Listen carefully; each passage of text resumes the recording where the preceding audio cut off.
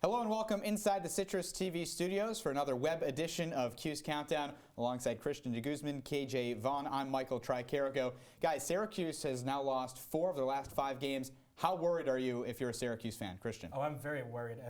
You're not used to seeing a Syracuse team of this caliber lose 4 games this early on to the season. I'm not sure even if they could get into the NCAA tournament with this current run of play.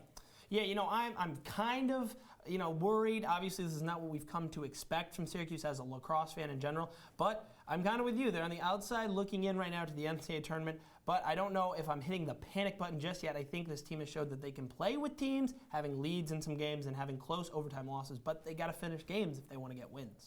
3 of those 4 losses coming in overtime. Let's see how the most recent loss went down for Syracuse. A game at Cornell in Ithaca, New York. A rivalry game, the 4th most played rivalry in college lacrosse. Dylan Donahue getting the scoring early for Syracuse, putting the Orange up 1-0 less than 3 minutes in. But a mental lapse for Syracuse.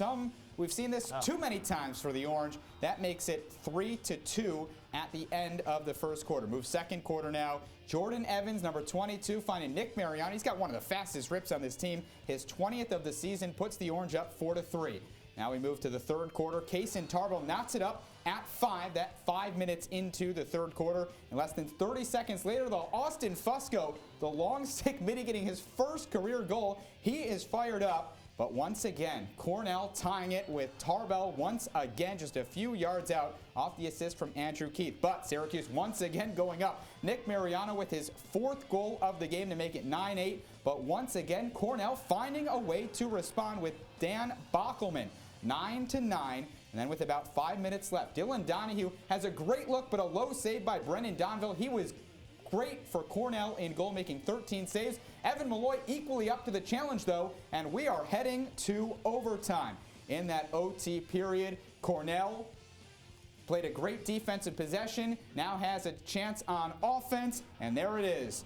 Ryan Matthews giving Cornell the win, and it's the Big Red who come away with the rivalry win against Syracuse. Again, it's the 3rd overtime loss for the Orange. What does this mean for the Syracuse team? Well, it's a very bad resume, very bad point on their resume. If they lose to UNC this weekend, that you could potentially see the Syracuse team drop out of the top 20, which hasn't happened in a very, very long time. I'd be very worried to see that happen. Yeah, you definitely can't afford a UNC loss now after that. And, it was a back and forth game. We saw it there, but you got to finish these games if you're SU. You've been in them, you've been up, you've lost leads, and here you were in a dogfight with a rival like Cornell, and you had a chance to win. It was only a 1-goal lead, but still, you didn't want to see it get into overtime. It did, and ultimately had another loss, and yeah, now they're kind of left searching. You got to beat UNC. Offensive efficiency has been a very big problem for this team. And really, when you look at ACC now versus the Ivy League, it comes down to both conferences have 2 teams in the top 10. The Ivy League 2 in the top 5. You got a middle-of-the-pack Syracuse team, the ACC, versus a Cornell team that's struggling in the Ivy League. And it's the Ivy League who now looks a little stronger than the ACC guys. Especially with Yale and Brown. Yale obviously holding that top spot. Brown sitting in the 5 spot. They have 2 of the best players in the league. You got Dylan Malloy, who's averaging 6 points a game, and Ben Reeves, who's averaging 5 points a game for Yale. Dylan Malloy playing for Brown. These are 2 of the best players in college lacrosse right now, and they serve a big threat to anyone in the NCAA tournament. Yeah, definitely. I think we're seeing how good the Ivy League is. It's Yale and Brown, and then a team like Cornell that's not having the best year can still get ahead of a Syracuse team that's kind of in the middle of the ACC. I think it shows how dominant the Ivy League has been this year. Well, now let's hear what Coach John Desko and Tim Barber had to say about SU's 4th loss in 5 games. The Cornell game came down to shooting. And, we had some, I think, very good players with one-on-ones with a goalie, and we didn't put it away. And even some of the guys that did score for us, guys that we rely on that, had some points, they had some other opportunities that we didn't put away, and Cornell does play very good team defense. I thought they did a good job, and their goalie obviously had 13 saves, but we had a lot more opportunities to put it in, and we have to capitalize on those, or we're not going to get we're not going to get these wins unless we put it in the back of the net. We got to come out just like we do every game, and obviously it is kind of a must-win, not only for the tournament-wise, but for us.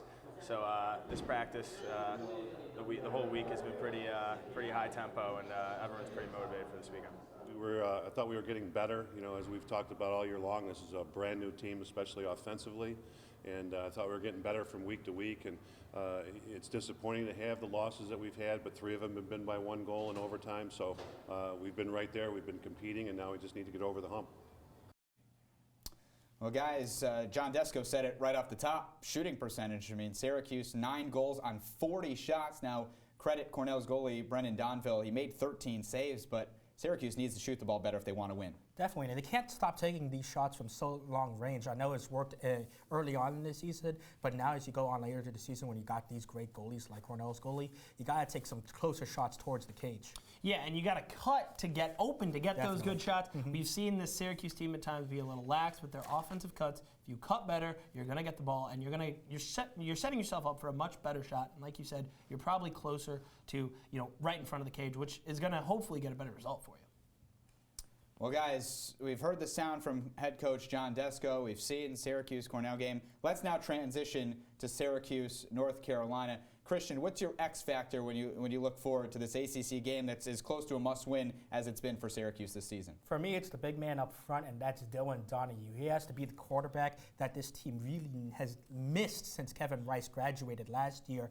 And he, like you said, cutting is going to be a big part. He's got to be the one to lead that offensive stretch to move efficiently through UNC's defense and find the open spots in the defense. If Donahue can do that and not so much have players ISO against their defenders and rely on dodges, I think this Syracuse offense can overpower the UNC defense. Yeah, Donahue does need to step up, but personally what I'm looking for, it's the Syracuse composure. We touched on it earlier. You had a lead against Johns Hopkins, a pretty sizable lead. You've had a pretty big lead against Duke. You lost both those games in overtime, and then you did, again, hold the lead in this Cornell game. It was only 1 goal, but still, this Syracuse composure is a whole team, defense and offense. When you get those leads, you got to finish games. If they can do that, they're going to have a much better chance against UNC. Certainly, if there's one positive to look for, it's that Syracuse has been in the games they've lost, minus against Notre Dame, but in the 3 overtime games, it's an overtime loss where you've been right in it. So we talked about the X factors. KJ, your prediction in this one, can Syracuse bounce back and get a win against an ACC foe in North Carolina? I just don't see it happening. We've said it's a must-win, and I like UNC 11-9. It's going to be a close game, right? Michael, you touched on it. This team, the one positive is, hey, they've been in these games, but again, another close matchup. I don't see overtime, but ultimately 11-9. I think UNC comes into the Dome, and they get a much-needed win themselves. I think UNC gets this win also, but not by as close of a score. I think it's going to be 14-9 UNC, a little bit more of a blowout, because this is going to be Evan Malloy's first true test as a goalie. Hobart and Cornell aren't really the offensive threats that we see from an ACC powerhouse like UNC, and also their fogo, I believe his name is, Stephen Kelly, who is 13th in the nation in faceoff percentage, right below Ben Williams. That's going to be a key possession. If Syracuse can get the possessions, maybe they have a chance. I just don't see it happening. How much of an effect is being at home inside the Carry Dome play? Obviously not much with your guys' predictions. Not really. I don't see him playing that much of a factor. Yeah, it's going to play a little bit, I think, again, right? 11-9. That's why, Christian, I'm going a little closer because it's not down to Chapel Hill, but ultimately it just comes down to being the better team. And I think the other thing you have to think about, too, is this Syracuse team been in so many close games. That's why, I was leaning towards maybe picking out a blowout. They're kind of due for one. I think they keep in another one. And again, it just doesn't work for them. It's about the talent level ultimately and how they've been playing so far. Certainly not getting 35,000 inside the Carrier Dome for a lacrosse game, albeit it could be a good one. Syracuse, North Carolina, that'll do it for this week's webisode. For Christian DeGuzman, KJ Vaughn, I'm Michael Tricarico. Have a good evening.